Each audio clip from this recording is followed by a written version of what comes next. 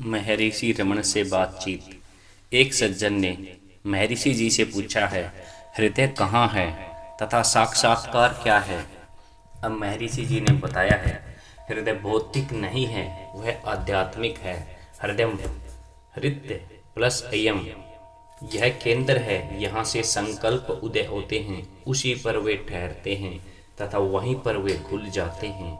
संकल्प ही मन का विषय है तथा वे ही जगत की सृष्टि करते हैं। हृदय सबका केंद्र है। यतो व इमानी भूतानि जायन्ते, जिससे ये जीव उत्पन्न होते हैं, उसे उपनिषदों में ब्रह्म कहा है। वह हृदय ही है, ब्रह्म ही हृदय है। भक्त, हृदय की अनुभूति कैसे हो?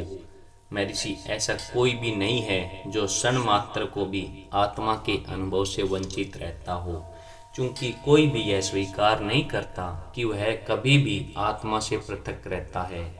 वह आत्मा है, आत्मा ही हृदय है। भक्त, स्पष्ट नहीं हुआ? महर्षि, गहन निद्रा में तुम्हारी सत्ता होती है, जागृति में तुम रहते हो। दोनों अवस्थाओं में वह आत्मा है।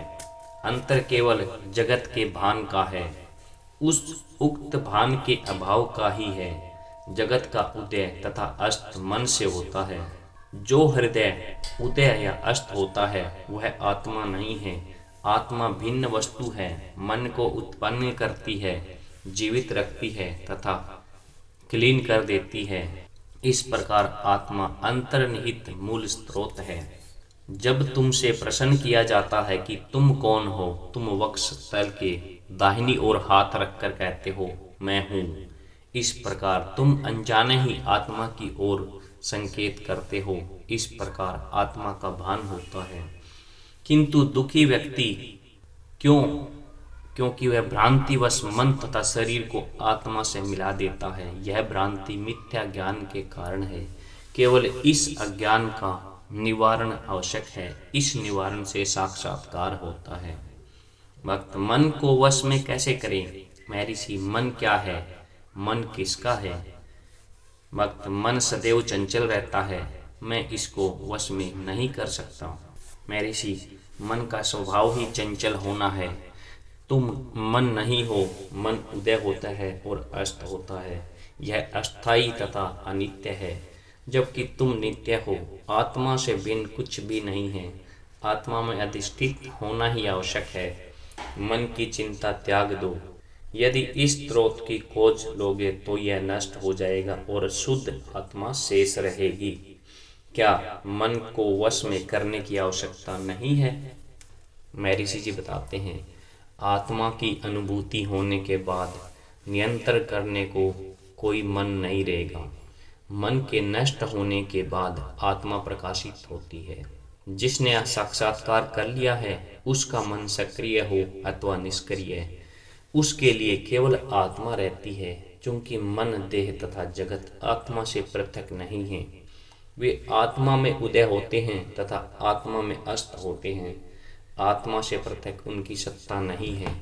क्या वे आत्मा से भिन्न हो सकते हैं? केवल आत्मा का बोध रखो। इन मिथ्या वस्तुओं की चिंता क्यों? वे आत्मा को कैसे प्रभावित कर सकती हैं? श्री भगवान ने पुनः स्पष्ट किया है, हृदय आत्मा हृदय है, आत्मा हृदय है। हृदय स्वतः ज्योतिर्गम्य है, हृदय स्वतः ही ज्योतिर्मय है। प्रकाश हृदय से उदय होकर मस्तिष्क में पहुंचता है, जो मन का स्थान है। मन के द्वारा ही जगत दिखता है, अर्थात आत्मा से प्रतिबिंबित प्रकाश द्वारा ही जगत दिखता है। मन की सहायता से जगत की अनुभूति होती है। जब मन प्रदीप्त होता है तब सारे संसार का भान होता है। जब मन स्वयं इस प्रकार दीप्त नहीं होगा तो उसे जगत का भान नहीं होता। यदि मन को अंतर्मुखी कर प्रकाश के स्रोत की ओर मोड़ लें तो दृश्य जगत का लोप हो जाता है और केवल आत्मा हृदय के रूप में प्रकाशित होती है।